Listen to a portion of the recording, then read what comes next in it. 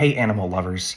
I want to talk to you about San Diego Humane Society and what's going on with animal welfare. Right now, it's all over the news that their contract with the city is being renegotiated. So the San Diego Humane Society is a nonprofit organization that has a contract with the city of San Diego dating back all the way to 2018. Unfortunately, shelters are still overwhelmed, backyard breeding goes unchecked, and spay and neuter access deeply inadequate.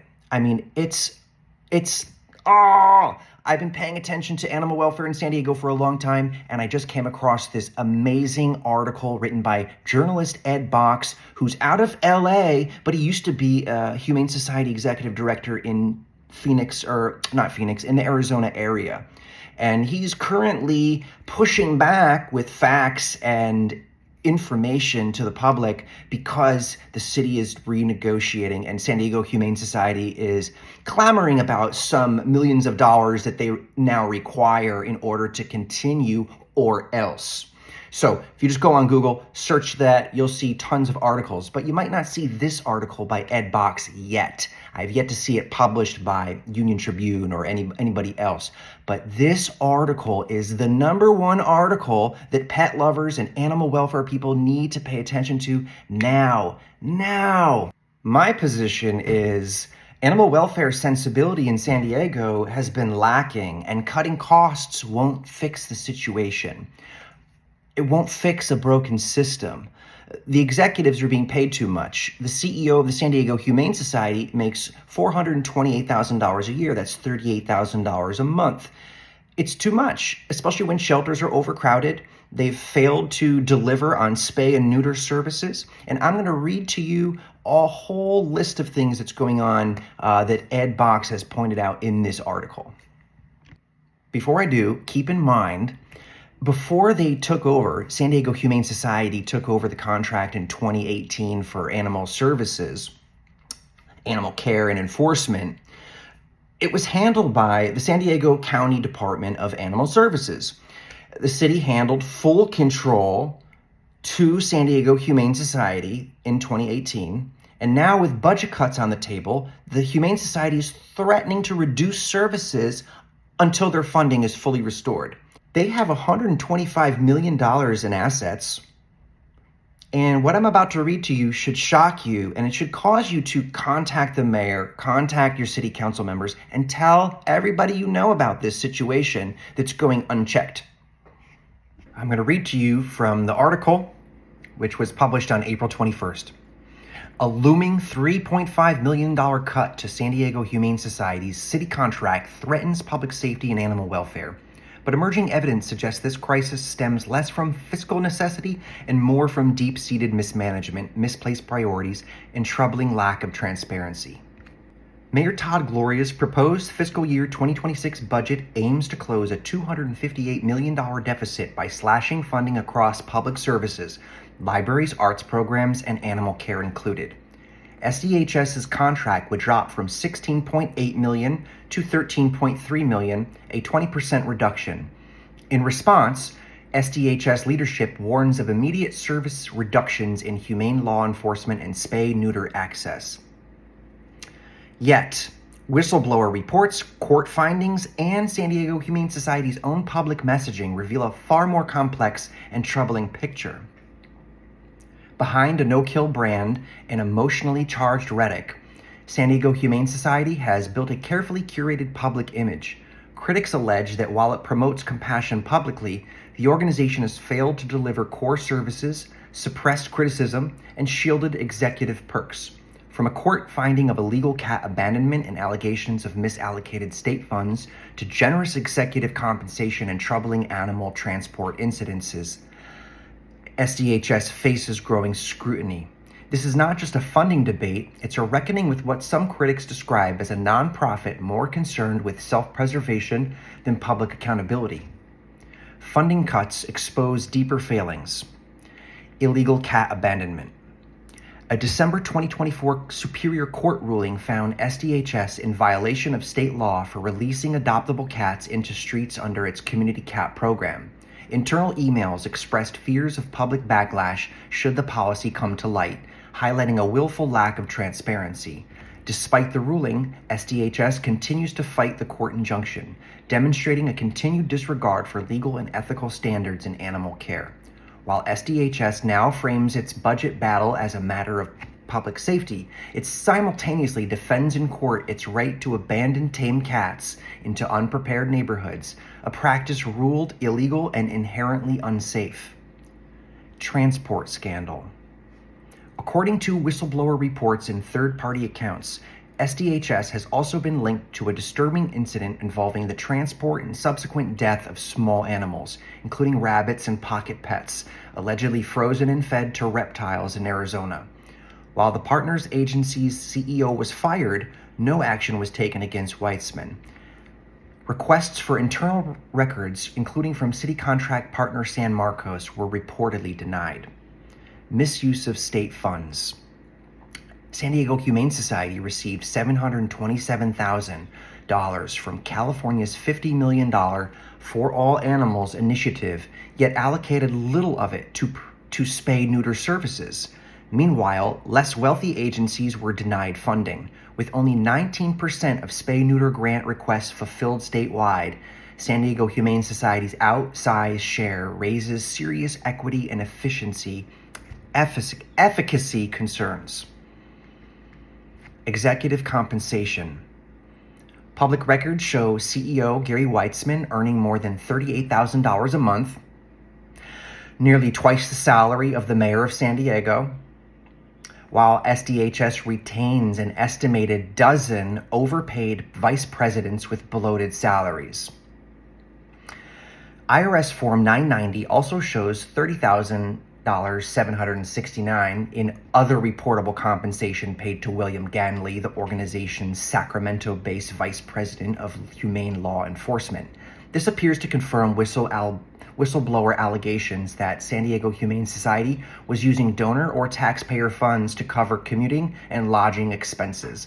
These expenses raise red flags as frontline services face cuts. Untapped reserves.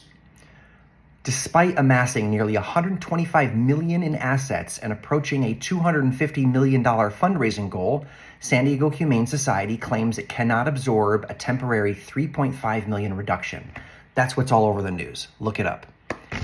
Weitzman recently admitted in a donor appeal that San Diego Humane Society uses charitable donations to subsidize city contracts. Yet much of that fundraising is arguably made possible by the visibility, credibility, and operational scale the city contract provides.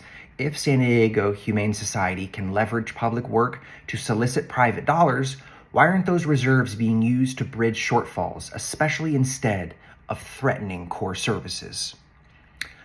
Broken promises to cities. Weitzman has signed contracts with over a dozen municipalities across San Diego County, allegedly promising services, including adoption centers for lost animals that never materialized. These commitments remain unfulfilled, leaving taxpayers and local governments holding the bag. Token spay-neuter access.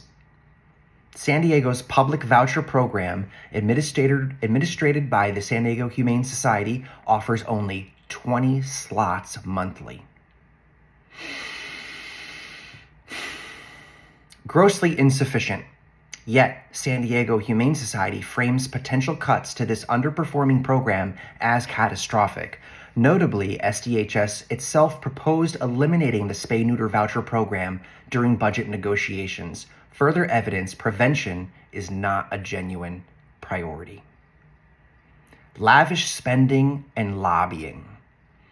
Whistleblowers allege that SDHS executives routinely use donor and taxpayer dollars for travel, hotel stays, and entertainment, while simultaneously lobbying in Sacramento against animal welfare reforms. This includes opposition to transparency legislation such as AB 2265, which San Diego Humane Society claimed would subject it to bullying. SDHS even recruited dozens of veterinarians to argue, falsely, according to critics, that there aren't enough vets to meet spay-neuter demand. Conditional commitment.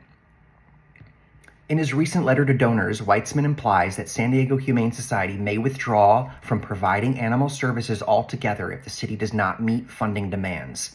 This posture raises questions about the organization's true commitment to public service and its willingness to leverage animals and public safety as bargaining chips. In a recent radio interview, he claimed all humane law enforcement officers would lose their jobs and warned of dogs running wild in the streets with no response. Critics contend that this fear-based messaging may be aimed at pressuring city officials and maintaining funding while deflecting scrutiny from San Diego Humane Society's financial choices and substantial reserves. A national pattern of neglect and spin. San Diego's situation mirrors a wider national trend. Groups like SDHS and Best Friends Animal Society promote themselves as a no-kill leaders, though critics contend that some of their policies, particularly community release and managed intake, prioritize optics over outcomes and may actually perpetuate ongoing pet overpopulation. Abandonment rebranded. By reclassifying adoptable animals as community animals and releasing them to fend for themselves, SDHS and its peers bypass the burden of care.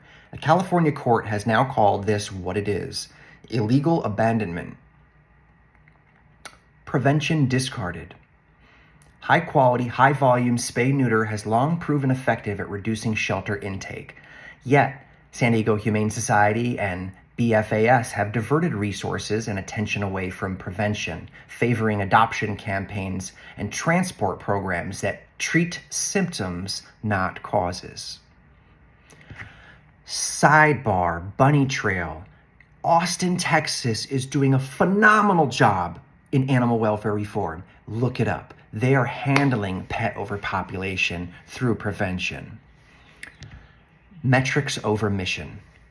The pursuit of live release rates have led to managed intake and community release policies that inflate success on paper, but fail animals and neighborhoods in reality.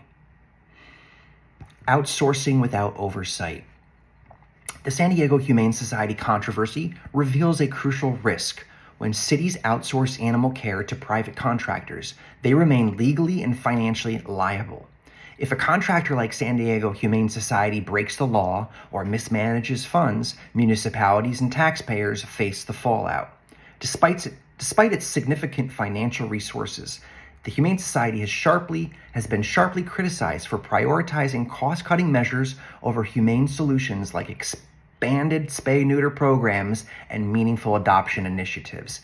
Instead, it chose to defend these controversial practices by retaining the powerhouse international law firm O'Melveny and Myers LLP to argue in court for its right to abandon adoptable cats outdoors. While it remains unclear whether the firm donated its services or was compensated, the optics remain troubling. San Diego Humane Society aligned itself with elite legal counsel to defend cost-cutting measures, even while citing financial strain. Critics argue the decision raises fundamental questions about whether the organization's financial choices reflect its stated mission to protect vulnerable animals. Beyond legal exposure, there is a deeper political risk. Contractors can hold cities hostage by rallying public opinion through emotional appeals and fear-based messaging.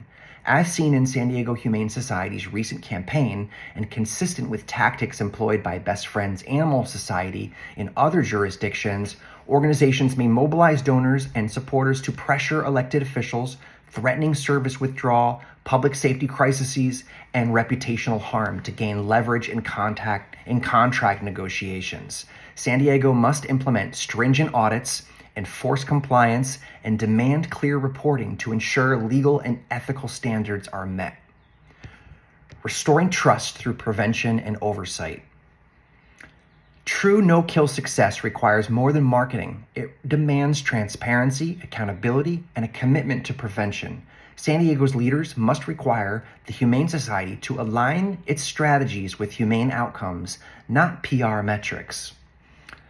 Recommendations. Demand transparency. Require the San Diego Humane Society to disclose line item budgets, including executive salaries, travel expenses, and reserve allocations before approving contracts. Number 2, redirect funds to prevention. Prioritize robust spay-neuter programs that reduce intake and long-term costs. Yes. Leverage reserves.